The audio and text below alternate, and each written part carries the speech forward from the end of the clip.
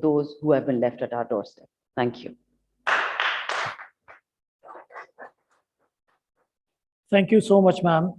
In your comments, you mentioned that you were lucky to have a strong man as a father. And I think that is, I'm glad that you raised it, because it is an important point, not only for us, but for the international community as well with regard to Afghanistan. So as you said, like instead of splitting hairs over the different interpretations of the freedom of women, what's the way forward? Like, what is it that the Taliban need to do? And how is it that the world needs to respond to them so that they could meet somewhere in the middle?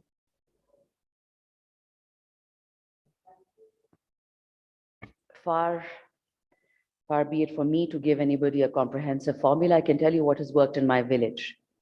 Respect. You will recall that back in 2004, the Taliban had reached out to the government at the time for peace. Not only was that offer thrown out the window, those who made the peace offering were either summarily executed or tortured for even daring to come beneath their station. Respect is something we need to give to everyone. If you'll recall, post 9/11, there was a huge wave of anti-George Bush sentiment globally amongst Muslims. And it took one Muslim revert from the Islamic University in, not San Francisco, I'm trying to remember the name. It's called the Zaytuna Institute, Malibu. And the guy's name is Hamza Yusuf, if I'm correct. And he gave a very interesting edict. He said that even the Prophet Muhammad had said this, that even when you talk to your enemy, for it is your enemy you need to talk to for peace. Archbishop Desmond Tutu said this, God bless his soul, died a few weeks ago, that in order to make peace, you talk to your enemies, not to your friends. But you don't do it with a hidden veneer of disdain or disrespect. That because you don't respect women, you the Taliban, therefore I disrespect you. No, it doesn't work like that. You will acknowledge them as your equals. Whether you like their Islam or not, whether you like their Pashto or not, whether you like their tribalism or not. I don't like it, but what right does that give me? I can disagree with them, but I don't disrespect. And that has been the hereditary problem both between Pak-Afghan relations. I was at an unfortunate meeting, and I said this in public in SDPI. I don't remember the year, to be honest, I'm old. But I do remember two professors from NUST refusing to shake hands with Afghan students living in Pakistan. They said, you're traitors, and you denied us entry into the UN. And I said, seriously, sir? This is a country at war. And I have enough self-respect to respect my guests when they come home. That is also part of my honor code. So first thing is respect. Second thing is, we don't want Western rights for Afghan women. We want Islamic rights for Afghan women. All of us want that. That is our Islamic duty, if I say I'm a Muslim. Thirdly, if I'm not a Muslim, if I'm a NATO ally and I want change in Afghanistan, I've bombed them for 20 years. Clearly, it hasn't worked. So it has to be something different. And the first thing you have to tackle is poverty. And I've said this a dozen times, I say it again, at every Pak-Afghan event I'm at, that Pakistan and Afghanistan have one common enemy, and that is poverty. You take away poverty from the equation and you see what happens. The problem is, and I'll tell you this problem has happened with China, it's going to happen with Afghanistan, they have access to rare earth minerals. And the world is in a race to get their hand on those. Good luck trying for that. Thank you. I have my own set of questions for all the panelists, but I would first like to take questions from the audience.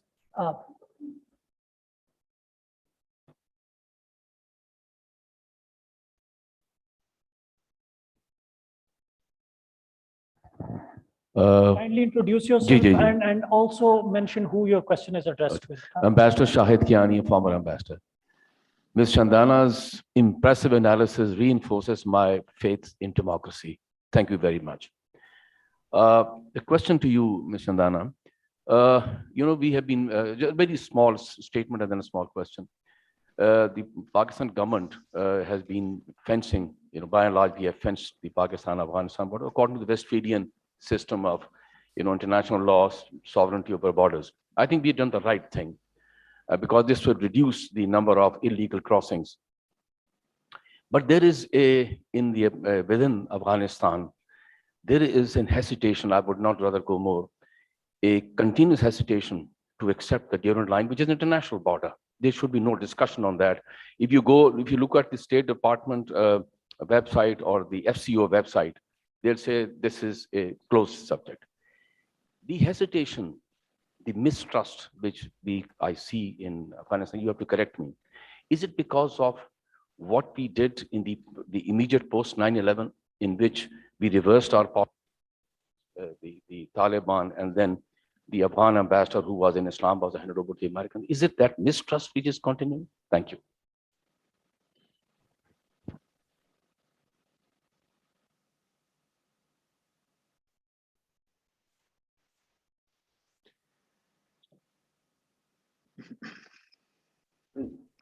On the fencing, I feel given the 17 tribes that are on the border with Afghanistan, Pakistan, they're all brothers and sisters. They're not first cousins or distant relatives, they're brothers and sisters. I was against the fencing between Palestine and Israel for the same reason. I was against the fencing between Mexico and United States, though I have zero, sort of influence or concern with that NAFTA politics. But I did see it as a problem for NAFTA because NAFTA trade runs 1/3 or sometimes 1/4 of the global trade. It's where it all comes from. And my problem is that we don't understand that sometimes when we seek more security, the less we have of it. And I think that was something that the visionaries back then failed to take into account, the impact the fencing would have on the Afghan sentiment. The same disrespect I just mentioned. We made them feel like thieves, beggars, and smugglers. They may well be that, but it wasn't for us to say it or do it, because sir, I can assure you, even tonight, you're going to see a huge amount of smuggling across the Afghan, Torkham, and Chaman borders. And it's not as if the law enforcement agencies are not there or the fence has disappeared.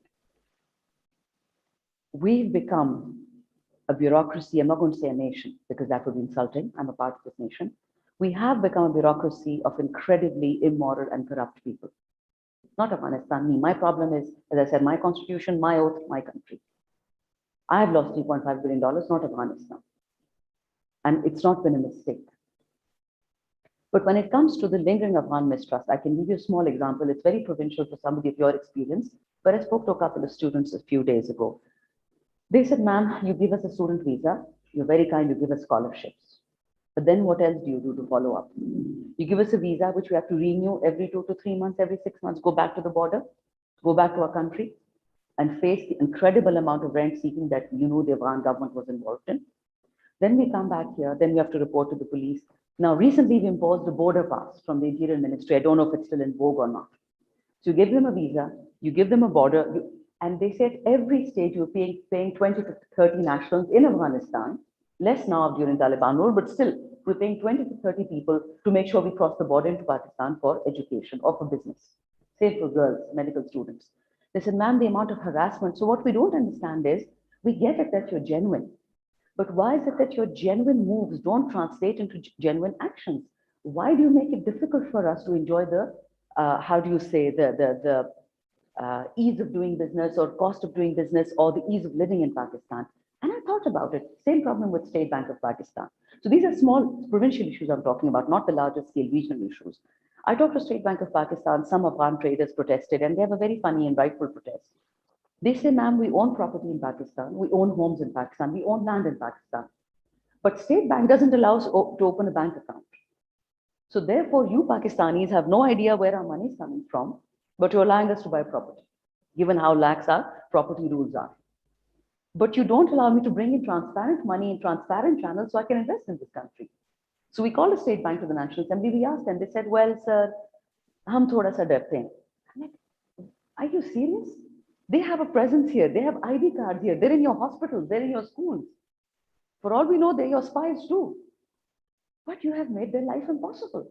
So since we're blocking their halal method, it makes them wonder that are we what we say we are? And I truly believe we as Pakistanis, this is going to sound so cliched, I sound like George Bush right now, we're truly a good nation. But our intentions and actions, there's something in the middle that's not gelling. And these are the smaller issues. The regional issues, the larger issues of distrust. I could give you a dozen more examples. General Asif here is an expert. He could tell you what we did. We were building sort of single road. You gave me this example in Afghanistan. And India was far cleverer than us. They cashed in on their goodness. They're still very clever. They have the cash. We don't.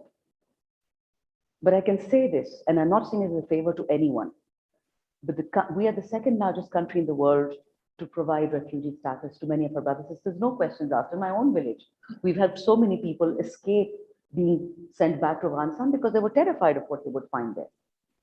But the greater issue, I think, is that the messaging that goes out from it is not uniform. There's no discipline in what we say and what we do. Because I find it so much easier. Some people find it easier to blame the other. But I think if I want to be, and I would love Pakistan to be a global power, I'm not interested in remaining a developing country for the rest of my life. I want to be a global mover and shaker. But then I'm afraid, as we say in Pashto, I don't know how to say it in Urdu, but if you're going to make friends with the camels, you have to sort of raise your doorway, your entry, your archway has to go higher. So I think for Pakistan, that is the roadmap. We have to stop looking for solutions in Afghanistan and find the solutions here. And we have it. From what I've seen, my limited experience in comparison to the rest of the room, it's pittance, but I know that we have it within ourselves. I hope that satisfies your question. Since the question was about the people of Afghanistan, I would want to have comment from Mr. Farhadi on this question as well. Thank you very much. Actually, honored to listen to Mrs. Gulzar Khan. She is saying one of the things that we think also inside Afghanistan. The Durand line basically was drawn by a bureaucrat, by a British bureaucrat. Just as it was, a line was drawn between India and Pakistan by a British bureaucrat who had no clue. And it resulted in millions of deaths at that time between India and Pakistan. The Durand line is for me a little bit the same. In Spin Boldak, it cuts our Achexai tribes in two, and Honorable Deputy talked about the 17 tribes, really. But now the facts are the facts. There is a border, there is a internationally recognized border. And this is a very sensitive subject inside Afghanistan because we don't want to recognize it because of our population on both sides. But on the other hand, let me be the devil's advocate. The Afghans also haven't defined if there is no border, then where is the border? If there is no border, then where is the border? Or the two countries together? Or well, so at some point, even inside Afghanistan, we have to come to terms that if we want the two countries to be independent and sovereign, there has to be a border, but the relations have to be at such level that, and there I rejoined Prime Minister Imran Khan, who said, like in Europe, people trade between Switzerland and France, between Switzerland and Germany, there is no border. And most of the companies that you would find on each side of the border do their business on the other side of the border for economic reasons. So now that we have this border that we don't agree with because it was drawn by a foreign bureaucrat, now that we have it and the world has recognized it, we have to take this situation as a fact, but work on our hearts on the both sides, improve the relations. Yes, take out all the useless bureaucracy and be able to have a transit for trade for people on both sides. Because my wish really is that we could live peacefully with Pakistan, and also that our people on both sides of the border should not feel that they are divided. This has happened also in Eastern Europe in many cases. It happened in Germany, and finally Germany reunited. In this case, we have two sovereign countries, but we have to make the border softer. If economic conditions improve for both sides, there is opportunity for a flexible way to succeed this flexible border. But it is a truth that in the past month, the Pakistani authorities have apprehended opium and amphetamine exported from Afghanistan. So Afghanistan needs to be a stronger state the state that exists need to be stronger so that the authorities can control this. Also, the deprivation of Afghanistan from its central bank resources, etc., forces people to create resources in the informal economy. And someday there's a risk, yes, might the government also close its eyes on the informal economy, the opium economy, which is very, very present in Afghanistan and influent, and in any case, under the Taliban, without the Taliban, under the Americans. Opium now is a reality in Afghanistan. It produces billions inside Afghanistan, but money billions outside Afghanistan, but inside Afghanistan as well, which is a little bit of money inside Afghanistan is enough to sway the politics of what's going on. So yes, with her experience, Madam Deputy has pointed to a lot of things about flexible markets, about the fact that we have to lift the region from poverty. And to lift the region from poverty, all the region has to work together. Yes. Please, sir. I hope my answer about the Durand line was confusing enough to make everybody happy. General Asif Yassin Malik wants to add to the discussion, so you would hear his thoughts on it. Assalamu alaikum ji, and in this, it's been a very interesting panel discussion. Regional dynamics in the crisis or in the present situation, and everybody last 40 years, little bit that I have read the history, that if there was an IRS in 320 BC, they would have been discussing the same thing, because in 320 BC there was foreign involvement in Afghanistan and Afghanistan was in turmoil. Region, not particularly Afghanistan, are as old as 320 BC. And then we come to Allama Iqbal, who in 30s said that Kabul is the heart of Asia. So that shows the significance of this crisis. He was who is a visionary and who could see it. But yet, neither the Afghans nor the region realized that Afghanistan, Kabul was the heart of Asia. We have been shunning this concept for a time. With due respect to Madam Shandana, it's not that only Pakistanis disrespect the Afghans. There is not much respect in Afghanistan also. In 2014, I was in Herat. There is a famous Herat dialogue. And I will quote a professor of Kabul University who gave a talk over there, and he let loose hell on Pakistan and ISI. And I was sitting next to an officer from the consulate, Pakistani consulate, and he said, "Sir, just ask him where are his children and his family." So the Q&A started. I stood up and I said, "Mr. Professor, where is your family and where are your children?" And he said, "No, this is not the question to be asked from the forum and this, that, and the other." And then I told him, I said, "Your family is in Hayatabad. 2 of your children are studying in Beacon House, and 1 of your children is Army Public School." And he had the cheeks to abuse Pakistan. So therefore, we have been part of a process, beyond boundaries with Afghanistan for last 7 years. So the disrespect of those who want to disrespect is mutual. There is a lot of respect for the countries. There is a lot of respect. But there is always, if we believe in democracy, then everybody has a right to, agree or disagree. Now coming to the fence. Having managed the Afghan border for 2 years in the, I would say, ultra hot times of this insurgency in Pakistan, we resisted this tendency of fencing it. But please question yourself that why did Pakistan wait for 70 years to fence it? Because it was not resolving.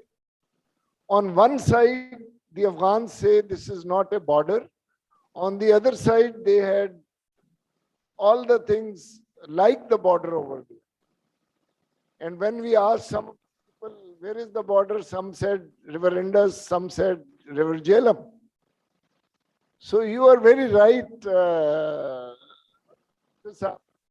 also.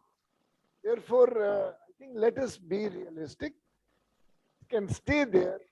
And the concept of the fence is that it will also facilitate the tribal movement across the border with a small card issued by the local, commissioner or tehsildar on both the sides, just for the sake of data management.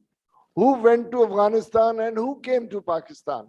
So I think my view is it will be managed in some time after this resistance to the whole thing is, and nobody has talked of a fence between India and Pakistan.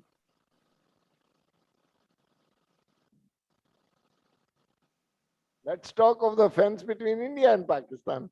So therefore, fencing is an unfortunate thing. I totally agree with it.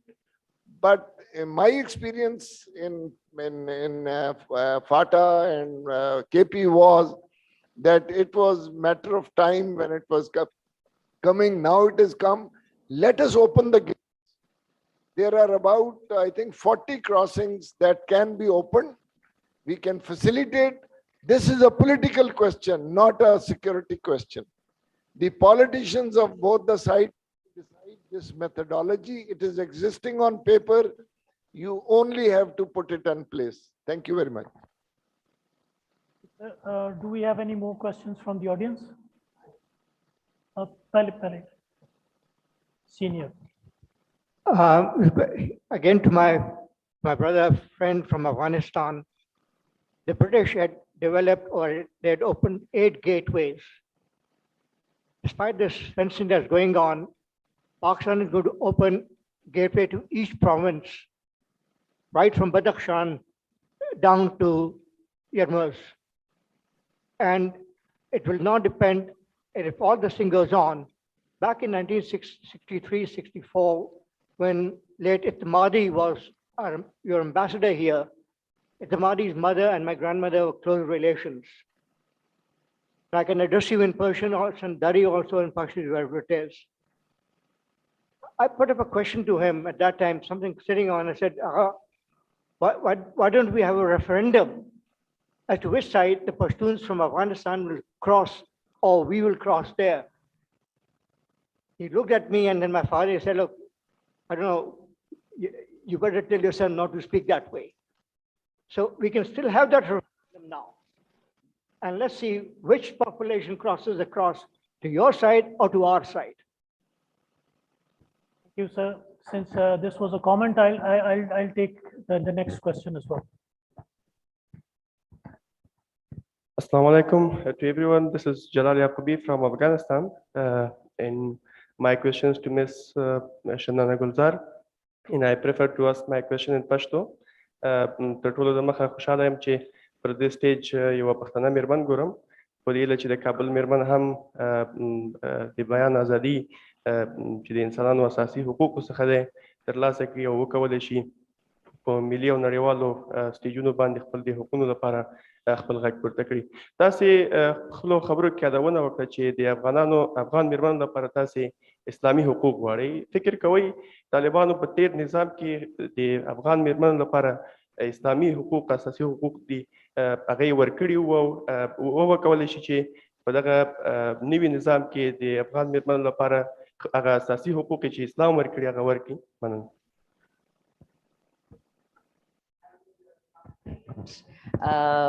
In English, because we have a lot of colleagues here that don't speak Pashto. The main question was that it's positive and encouraging to see this dialogue happening. In addition, according to me, I would like to see Islamic rights guaranteed by Islam given to Afghan women. That seems to be what we're on about as a parliamentarian. That, again, I said this in the beginning, this is not the view of the parliament. This is my view. I'm a parliamentarian, yes, but this is my view. Now, your question, what do we want to do? We've had a number of meetings with the Taliban. They were in town a month ago, we met the Speaker of National Assembly. We met with about 15 different ministers and MNAs. Amongst them was Madam Shireen Mazari, Human Rights Minister. What's interesting is that when the Speaker invited women MNAs to meet the Taliban, he made sure to invite only those MNAs who choose not to cover their head. So that is me, MNA Aisha Ghaus Pasha from Noon League, Shireen Mazari. So which was a statement in and of itself. And I come from a village, I cover my head in the village because culturally that is more respectable. So I do it. I choose not to hurt other sentiments deliberately, but I also have a space in which I need to breathe and I can be myself, whatever that myself is. Now, in terms of parliament in Pakistan, there was a huge event, if you recall, a few weeks ago, the OIC event in Pakistan held specifically for Afghanistan. The Prime Minister made a statement that people were not too happy with, but it was not understood the context in which he explained. He talked about Khyber Pakhtunkhwa and parts of Balochistan and how we run more on tradition and what we think is religion as opposed to what is truly religion. But I put the reverse question to you, young man. You're an Afghan, you're a Muslim, you're a Pashtun. What does Islam have to do with the ability of a woman or the right of a woman to earn a living? If she's a widow or an orphan, she doesn't have a husband or a brother, what is she to do? When there is no state money, when there is no SAS or BISP, it's only in Pakistan, not in Afghanistan, what is a woman to do? Beg? Or go into a nefarious career that we know women have been going into? What does Islam have to do with the woman's right to an education? I'm not talking about the right to leave the house. I'm talking about an education. You can get educated on the computer now if you wish. Many people read the Quran online. What does Islam have to do with the right to live a peaceful and healthy life, going to a hospital, seeing a doctor? If women doctors will not get educated, then you will have no women doctors for women patients. And so you have your vicious circle. It's a catch-22. And this is why I firmly believe that when talking to the Taliban, we have to be honest. We can't appease or pander. We have to put the truth out there. How do you tend to have women teachers, women doctors, women engineers, women dentists for women? Because you believe in segregation. Whether through culture, religion, that's not my concern, that is their concern. But how do you tend to do that? Will you keep on sending your women to Pakistan, across the border, to Peshawar, to Quetta for treatment? Where, for me, it has something that is Islamic must also be logical. If it is your tradition, of course, that doesn't have to make sense. When do traditions ever make sense? But the point being that the voice from Pakistan, where women of Afghanistan go, must be a single unified voice. We don't impose anything on you. We just ask you that what do you ask? For example, as Pakistan, what do you, Afghanistan, ask of me? You want me to educate your girls? Why don't you educate them yourself? You want me to make doctors of your women? Why don't you do it yourself? If it's halal in Pakistan, surely it's halal in Afghanistan. Basic common sense questions. We don't have to go into the depth of what is your Islam and how do you practice it and what sect you belong to, your Salafi Deobandi, irrelevant. The basic is this. Or you want to finish women in your country and outsource production of children and finish Afghans. I don't know how you're going to do that. There has to be some common sense in how those decisions are taken. Not for Pakistani women. I have my own government, I have my constitution, but for Afghan women, think for them. That's all I ask. And that's what my country asks as well. Thank you. Please, sir. My village is 1 hour's drive from Islamabad. My daughter, she's a doctor. She wears jeans in Islamabad. When she goes to my village, she wears a chadar. There are no Taliban in my village. My wife wears a chadar when I go to my village, number one. Number two, right here in Khyber Pakhtunkhwa, when I was the Corps commander, I received a request that there is no lady doctor in such and such hospital, and the female patients don't come there. I had to fly in a helicopter, lady doctors, every week to look after those women, because there was no woman from that area who had gone to a medical college. And so I totally support your argument. If we don't have any other questions, I would ask my set of questions from the eminent panelists. I'll start from Dr. Hipler, who is sitting closest to me. So you mentioned in your talk that Taliban were not state builders as such. And they've primarily been a resistance movement. But someone from their side might argue that they haven't been given a chance, really. So in the 1990s, they were like a pariah regime, and we are seeing a replay of that right now. So how would you respond to that? Well, actually, I don't think we're seeing a replay. I think they have changed quite a much, and also the international community is not the same as it was. But my point is that I feel a little bit hesitant when talking about Afghanistan, that myself and everybody in the international community comes up with his or her own wishes. The Taliban should do this because I like it. They should not do that because I don't like it. I don't think I'm so relevant in this regard. What I think we should do is we have to analyze the needs of Afghanistan and the needs of the region, and then think about it. For instance, I think what the Taliban need to do, not because I like it or you like it or somebody else likes it, is they have to find a way to solve the historic problem in Afghanistan, balancing society and state. This is not because it's my wish or your wish. It is because if they don't manage to do that, there will be another round of civil war. And this is something which the Afghans are not very keen of doing. So they need to balance society and state. If they want to do that, to balance society and state, it also means they have to integrate different parts of society. If they are pushing out half of society or a third or 70%, it will increase, it will trigger resistance, which today does not exist. So the job, whether they like it or not, whether I like it or not, is not about obeying what foreigners tell them. The job they have is to keep society together, integrate society, make it cooperative instead of going at each other's throat, and then make a process where society and state are kind of in a dialogue and cooperate with each other. If they manage to do that, no matter what the history was, if they manage to do that, we will have stability and peace in Afghanistan. If they fail of stupidity or incompetence or foreign meddling or whatever reason, we will have another round of civil war coming up. So it's not about let's have all wishes that things will be wonderful. There are needs that the Afghan society requires to survive. And now when they are in power, it's their responsibility to deal with them in a constructive way. And maybe a second minor remark connected to that. One of the great concerns that I would have is not whether the Taliban leadership has developed, has learned, they are more educated, they are smarter than before. I think they probably are.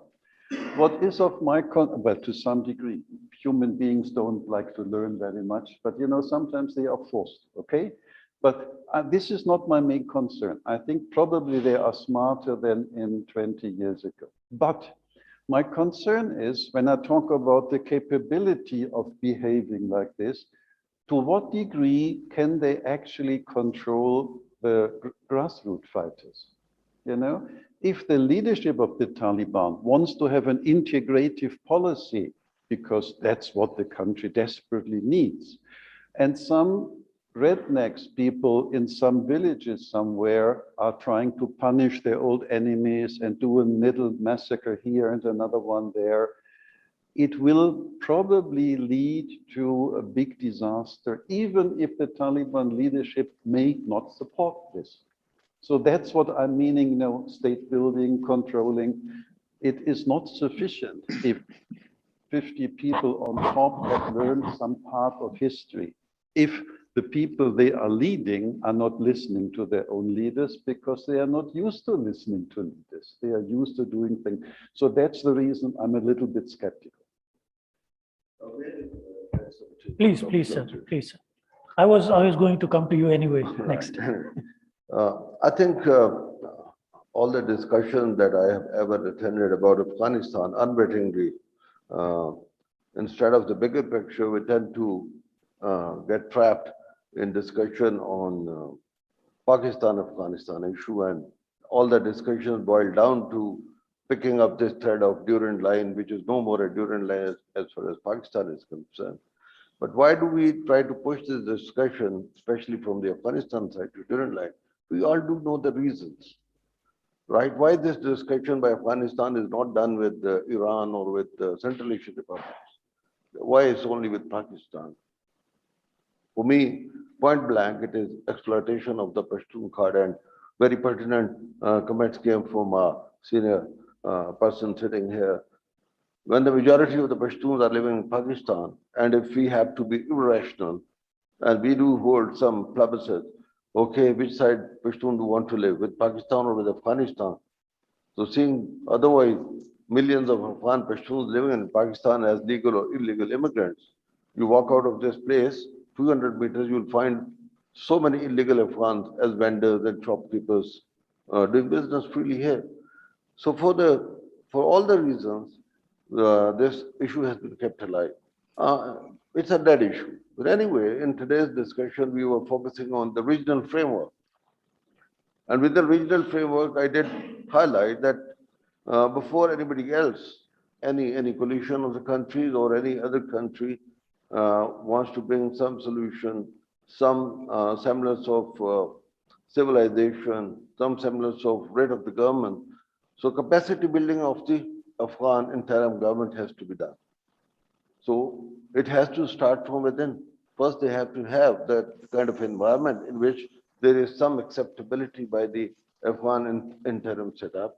That is the demand by the regional countries as well as by the international community, from the United States, from all its allies, and now from Russia, China. Everybody wants that they should work out some formula where capable people, experienced people are there to help join the government. Could that be technocrats? But then it would be, in my opinion, quite turbulent thing, because when we talk about the technocrats, Taliban don't have that, as was rightly pointed out, Dr. And they were basically fighters, they're not statesmen. So, but since they have got the victory, so this time around, they have to be given that kind of assistance. So can any one country do that? I don't think it's possible. And that is why I said a regional framework has to come from a regional organization, which has the capacity to undertake that challenge. And that challenge will only be solved when the people of Afghanistan, instead of focusing on the narrow interest, talk about their country. So when they talk about that, the capacity building should be the focus of the interim government, and they should come out with the request given to a mechanism. I would use that word. I recommended SCO. Somebody may say CSTO. But as a matter of principle, when a country has remained under war for 20 long years, when the forces are moving out, the UN peacekeepers or the peace enforcers had to move in. If it was a global and international issue, why didn't it come? Because there was no desire to bring stability and peace in Afghanistan. They wanted to keep the pot simmering. And that is why there is no UN move in Afghanistan. Why UN forces are very quick to jump into those arenas where the West interest is at stake. West interest is not at stake in Afghanistan. It was a contest between Russia, China, and USA.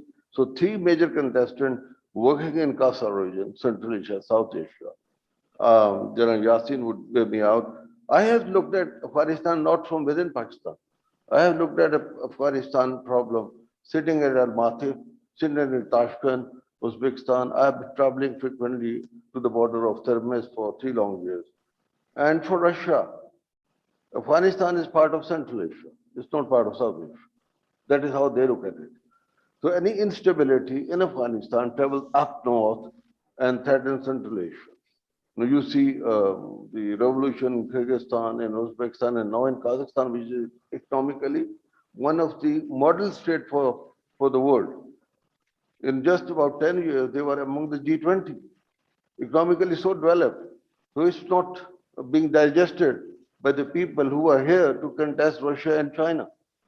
When there is a turmoil in Afghanistan or in any Central Asian republic, it's basically hurting what? The BRI of China, the energy flow, the precious resources flow to Russia and China. And then China has the Xinjiang problem.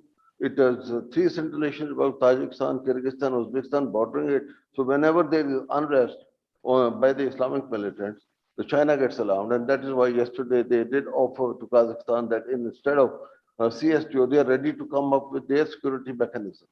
So today's discussion, in my view, should be that we should talk about mechanism to bring stability and peace in the whole region, not only in Afghanistan. We have been still not no war, no peace situation along the Pakistan-Afghanistan border. TTP is getting hostile again. The effort to negotiate with them has failed. So I don't think it's going to come back that quickly and easily. So I will leave it there and any further questions. Thank you, sir. Now I'll move to Mr. Shamil. In your initial comments, you said you emphasized the importance of an inclusive setup in Afghanistan, but many tend to criticize this concept, this phrase of inclusivity and inclusiveness. When you talk about being inclusive, do you mean geographical inclusivity, political inclusivity, ethnic inclusivity, gender inclusivity? How inclusive you want the Afghan government to be? I think inclusivity, I would talking in the political sense. Taliban are seen predominantly as Pashtuns. We know this. The discussion that has been going on about the Taliban as a movement, starting from Kandahar and then spreading elsewhere. So inclusivity is very important for Afghanistan's political stability. If we are expecting any regional integration, if we are thinking about a political framework for cooperation in the region, we need stability in Afghanistan. That was my point. And for that stability, political stability in Afghanistan, it is imperative that the Taliban realize that they need to be inclusive of other political parties, other political views in Afghanistan. They need to incorporate that, first of all. So that is important. That is my point on inclusivity. Would Taliban do that? That is a question. We have to see this. And by the way, talking about inclusivity and regional framework for that matter, generally political framework, as I talked about, three regional security complexes. When I say security complex, the idea is that all the countries in the region, they think that their national securities are interlinked and they see cooperation as the way forward. Unfortunately, that is not the case. Even if we have, let's say, political instability, there are two aspects to Afghanistan, stability in Afghanistan, the internal political stability and then the regional cooperation. I don't see US at the moment as a part of any solution to Afghanistan, only if they can release their funds for Afghanistan. But talking about the regional integration, the situation is complex. The states in the Central Asia, and Brigadier Butt would bear me out. Central Asian states do not see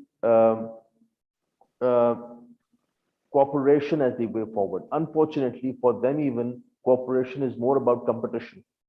So when it comes to Afghanistan, we see that Central Asian states have been least interested in either spending funds in Afghanistan or doing any sort of direct action, economic action or political action in Afghanistan, or cooperation with Afghanistan, even the previous Afghan governments for that matter. We didn't see anything much substantial.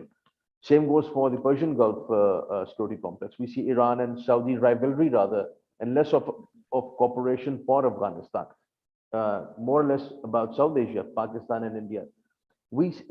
I think Pakistan probably at the moment is the only country neighboring Afghanistan that can address a lot of problems for Afghanistan. And both sides need to chalk out mechanisms that can address the issues like poverty, number one, that Madam Shandana talked about. We have been rolling out a lot of funds for Afghanistan. People come here for medical facilities, scholarships for Afghanistan. If we are aspiring for Afghan stability, I think Pakistan needs to work on regional integration, work on mechanisms, and even bring the Central Asian states to think on this point that the cooperation should be seen as cooperation and not as competition, and work something about Afghanistan that can address the issues that are there. OIC's meeting in Islamabad was a big, I would say, diplomatic event, and I hope that this goes on. Just adding to what Dr. Hippler said.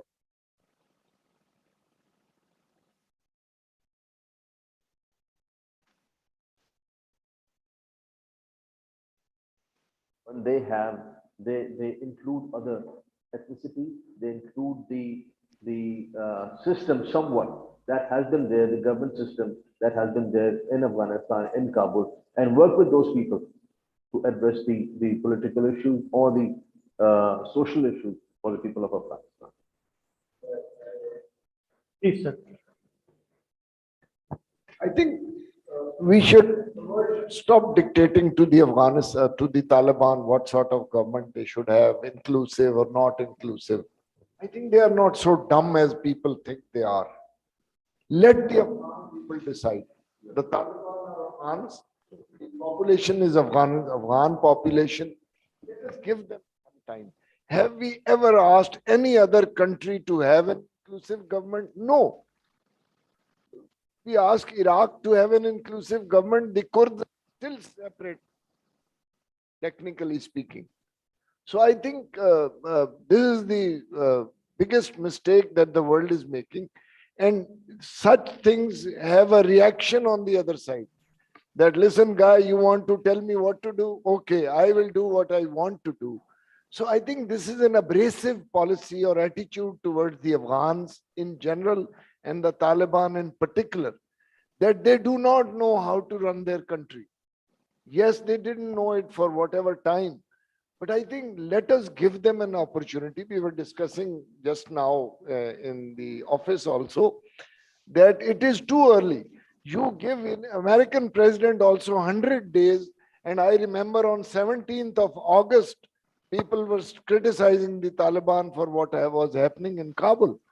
So I think let us give them, and I think doctor also brought out, they are not used to a homogeneous structure and government. So I really do not agree with this inclusive and whatnot and whatnot. Let us give them some time. If the Taliban government has to be in place by force, by majburi, they will have to, the non-Pashtuns also have to be brought on board. But when we start dictating, you will find a reaction on the other side. So I let them, right? If we accept Afghanistan as a sovereign country, mechanism is their own mechanism. Please give them space. What if Afghanistan starts asking Pakistan, okay, you have 20 MNAs from Punjab and 3 MNAs from Balochistan, and please change it. You will not like it. So I think this inclusivity, I take really offense to the world telling the Afghans how to run their country. Let's give them some time. Keep quiet for some time and let's see what happens. Thank you. That is an interesting point. The idea of inclusivity is less about dictating them or telling them what to do. It's more about having a setup where other countries think that how the situation should be in Afghanistan. We know Taliban's nature as a movement, also having a lot of force in Afghanistan, certainly. I get your point that we cannot dictate them and tell them number of people getting from different provinces. But inclusivity would also mean that to open up to other ideas, to open up to other political, things that are going on. And we tell this to other countries, then other countries also keep on telling Pakistan that, you need to step up on ideas of democracy and all that. The universal values, at least, apparently, that are going on. Nobody likes it, perhaps, but I think there are certain ideas that we all follow. So inclusivity is more about opening up politically and socially, less about dictating, right? Yeah.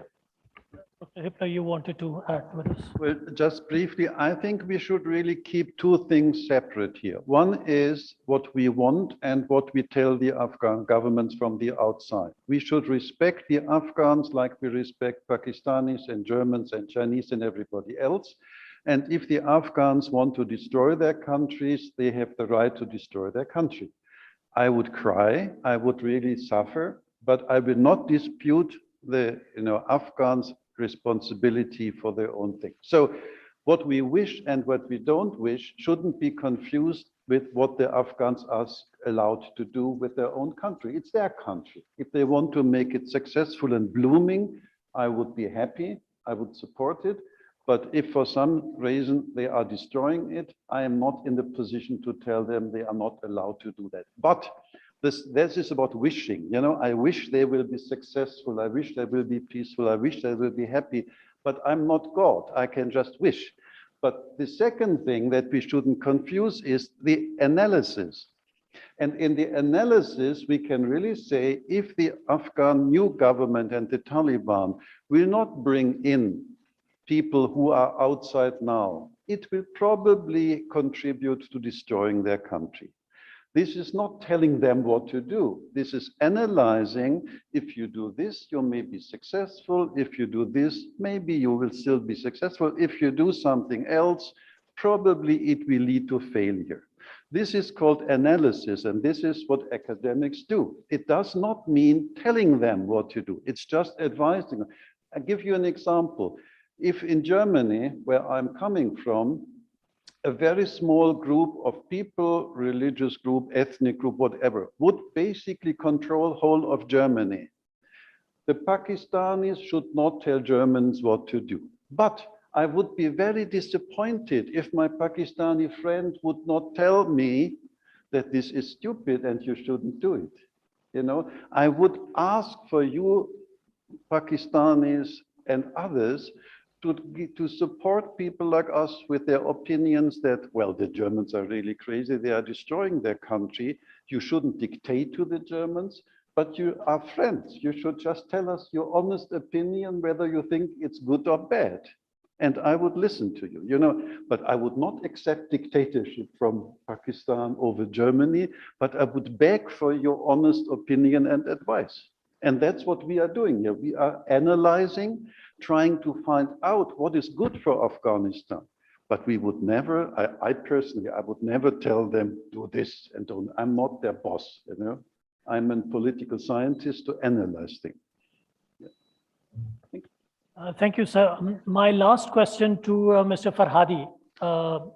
So you mentioned in your presentation, in your talk, that there is an administrative structure in Afghanistan, but that administrative structure, as we see, has come under a lot of stress today. So who do you think is responsible for it? Do you think the Taliban are unable to efficiently run the government, or is it because the international community has put so much restrictions on them that they are unable to pay the salaries and pay the wages and run the economy in a normal way? And I would also request you not to revisit any of the subjects that have already been discussed. Well, allow me to say what I need to say.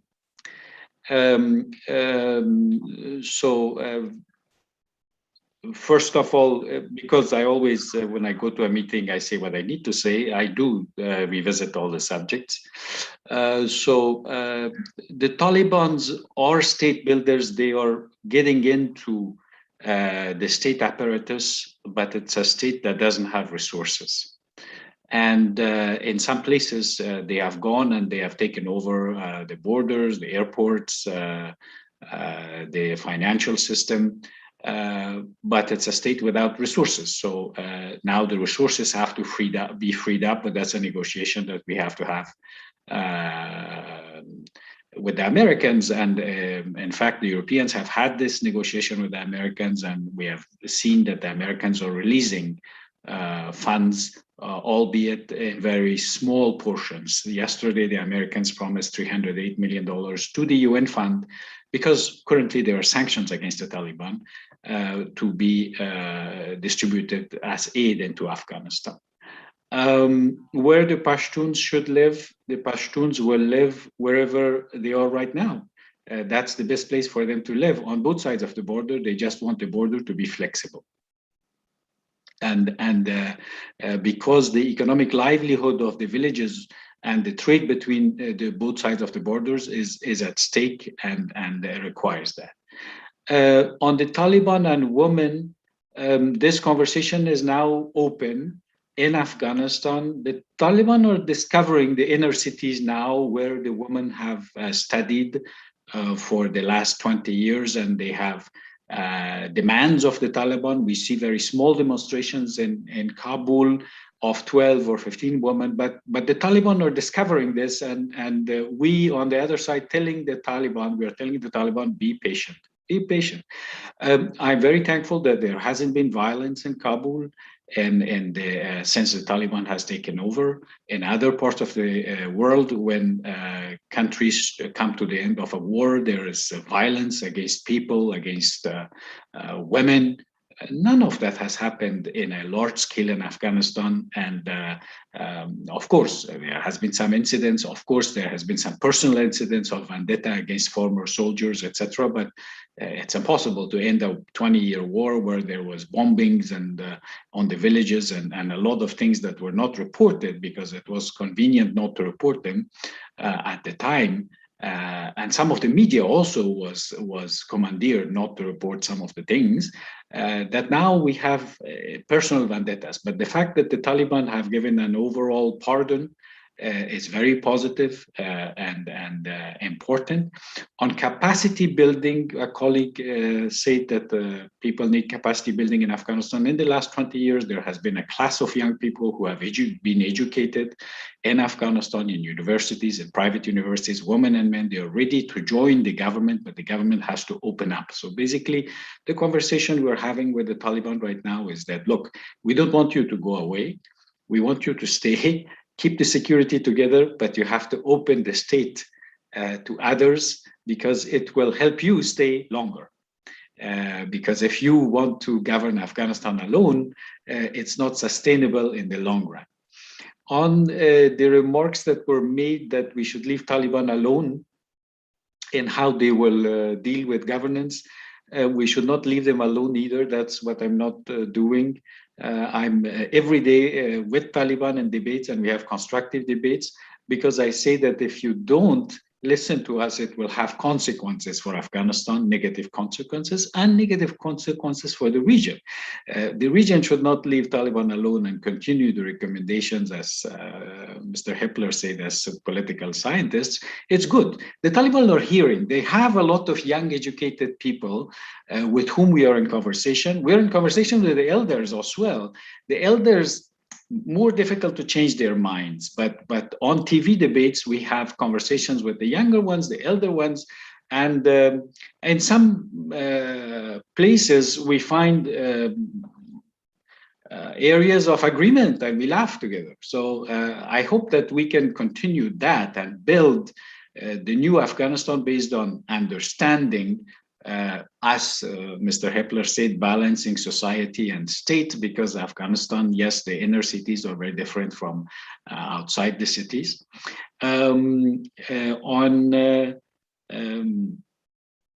Yes, there was a remark that for Russia, Afghanistan is Central Asia, yes.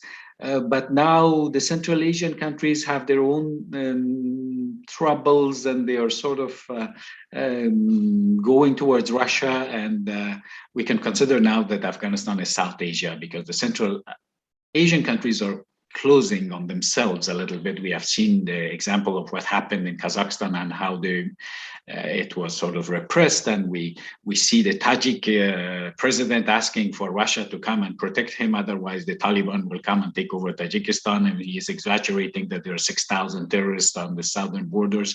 He's inflating these claims. I think he's at the end of his reign after 30 years, and he would like to stay there forever.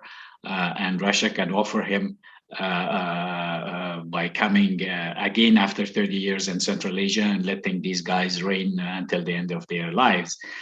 So it's a deal. The UN should get engaged again in Afghanistan. The UN Secretary General, Mr. Guterres, had a representative by the name of Jean Arnaud, who was supposed to continue the peace talks. We do need the peace talks to continue. We need a framework accepted, and that could be a UN framework to continue the peace talks with others and the Taliban, us and the Taliban. We are doing it on TV debates. We are doing it informally. Lately, professor was arrested for 4 days. Basically, we called on the Taliban that, look, it's to nobody's benefit to keep this guy in detention, and they released him yesterday. So the Taliban listen to common sense. They have to be talked with in our own language and culture, basically. But there is a beginning of understanding with Taliban. And Taliban are not monolithic. There is parts that will never listen to anybody, but there are parts that are saying, okay, now that we have come, we have the power, we have to see how we can be more efficient in exerting power in Afghanistan so we can keep it. And yes, if there are elements in Afghan society which can support us and help us, why not? So what I was saying is that the UN has to come back. Mr. Jean Arnaud has disappeared from the map of the world. He was put in charge as the super representative of the Secretary General. But after the 15th of August, the UN completely abandoned the peace framework in Afghanistan. And the world also said, okay, now the humanitarian issue is so acute that let's forget about peace. So no, we need to continue this debate about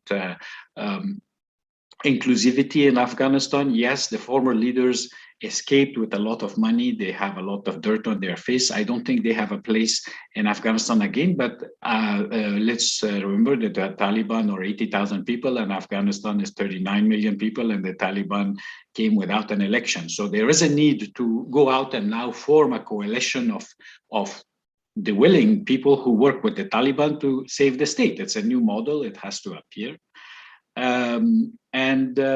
One of our friends said, why are we getting bogged down in small things like the border and the Durand line?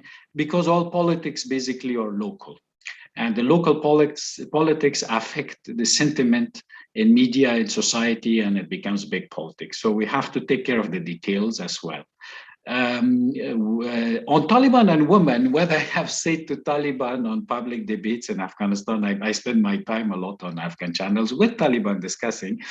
And I asked one of them, who was my age, more conservative, I said, have you asked your mother what he thinks about what you are saying and your stance against women's education? And he laughed. So yes, there is a conversation to be had. I think at some point we have to stop deciding for women in Afghanistan whether should they go to school or not. We should ask the women. And the women in Afghanistan, they do ask for all kinds of education. They ask for religious education. They want to know their religion much more. Some of them are deprived of that. They ask for education at school. They ask to become professionals. And in the general scheme of terms in Islam, there is, when you read the Quran, there is no limitation on where a woman should stop educating herself. So we have had this debate with the Taliban, and they have laughed as well, and they have said, okay, you got us in the corner here. So these debates have to go on. And I thank you for today's meeting and the opportunity to speak about the difficulties of Afghanistan. I'm optimistic. I'm optimistic that the Taliban will open up. I am thankful that security is prevailing in my country, whereas if I take the example of other civil wars ending in Africa, etc., there has been rapes of women, there has been killing of entire villages. Thank God, none of that in Afghanistan. Afghanistan is a country of honor. Whether you're a Taliban or you're a non-Taliban, the honor of women is something that is preserved. And we have had that. And today, when women are demonstrating in Kabul, nobody is really violenting the woman because we have said to the Taliban, look, let these women talk because they have something, and let's see what we can learn from them. And let's see if little by little we can, if women are asking for jobs, okay, they can't work in the government right now, but they're free to work in the private sector. But the problem is the economy has collapsed and there are no jobs for them. So if they have jobs, they will have food. But even the Taliban have not prevented the women to work in the private sector. So yes, the foreign sanctions have to do with the collapse of the banking system, the private sector, the fact that we Afghans from the outside have difficulty sending money as remittances to our country. So our combat basically is on several fronts. It's a conversation with the Taliban, a conversation, brotherly conversation, a friendly conversation of two Afghans, a non-Taliban and a Taliban, that has to continue. A conversation with the world is that, yes, you came here and you built a sort of a artificial administration pumped with money, but the administration is there and the plumbing is there, pumped with money. Now you left and you took off the money. So this expensive administration, it has to work as well. So you have to continue the aid to a certain level. We have to have a conversation with our neighbors, with Pakistan, with Iran. An important meeting took place in Iran. It was pretty much Iran wanting to exert influence in the region and give a message to everybody else that, okay, the son of Shah Massoud is sitting in Iran, and we are the ones who can bring Taliban to talk to the opposition. In reality, that opposition is not the only opposition. The opposition is really inside Afghanistan. The opposition is the economy for the Taliban. For the Taliban, the opposition is really the economy, what's happening every day, the fact that everyone is poor, the fact that there are thousands of people today in Kabul in WFP lines to receive something, the fact that people are under the tents and each woman has 5 children and the woman has to divide a piece of bread between her 5 children. And the UN is not like the woman. The UN feeds itself first and then gives what is left to the poor people, whereas the woman has to feed her children first and then feed herself. So all these conversations are going on. It's a very complicated picture in Afghanistan. Mr. Fahadi, I hope you can hear us. I can. I would request you to kindly wind up. Yes, no, I mean, that's all. I had to say these things. Thank you for your patience. Thank you for coming and talking about Afghanistan. As you can see, we are like the anar, like the pomegranate. We have a smile on our face, but we have a lot of red blood. We're bleeding because our people are under the tents today. They don't have enough to eat. I, as an Afghan, don't want to wait for handouts by the UN, where a bureaucrat in New York is deciding who to get funds. And today, essentially, the Taliban are working for the UN. They are ensuring the security of Afghanistan so the UN can go and distribute aid. Okay, and if somebody says we should pay the Taliban to help the security infrastructure, oh no, they are terrorists. Well, right now they are helping keep the security of the country. So cliches and stereotypes, let's put this aside. There's a lot of realities in Afghanistan, and out of realities, a new Afghanistan will be reborn. It doesn't look like what we had in the last 20 years, but I hope it will be peaceful, and we are making every day a small contribution to more understanding between us so that we can avoid something worse. Thank you so much, Mr. Fahadi. And we would, well, I wanted the only Afghan panelists to have the last word, but we have a Russian diplomat here, and he wants to ask a question. So I would, but please be as brief as possible, Sergey, and please identify who you want to address your question to. I've heard some words, Assistant of Defense Attaché, Russia, from Russian Embassy. I've heard some words about Russia, and after that, I can't keep silence, sorry. About Soviet invasion in Afghanistan. We have different names of this historic period of time. And I think the word invasion, it is part of Western countries' rhetoric and propaganda. And I understand that this is footprint of the past events. And second, you mentioned that Russia considers Afghanistan as part of Central Asia. Please avoid mistakes and respect geography, because Afghanistan is part of South Asia. And there is no difference in Russian geography and world geography. It's part of school course, and my 15 years old Russian 15 years old son can also tell you, according to our school course, Russian school course, this is part of South Asia. And my question to you is that the main aim of Taliban movement was withdrawal of US troops from Afghanistan, and they completed this this main aim. Do you think this is time for Taliban to to finish its activity, because times changed, and you mentioned inclusive government, but I think if Taliban includes some representatives of different religious or politician movements, this government won't be inclusive, because they provide only positions, low positions for these representatives, and top positions will be held by only Taliban leadership. Do you think future of Afghanistan is Taliban? And what is the future national idea of Afghanistan, Talibanization of Afghanistan? Thank you. And you didn't mention who you wanted to respond to your query. Who you want to respond to your query? Anybody?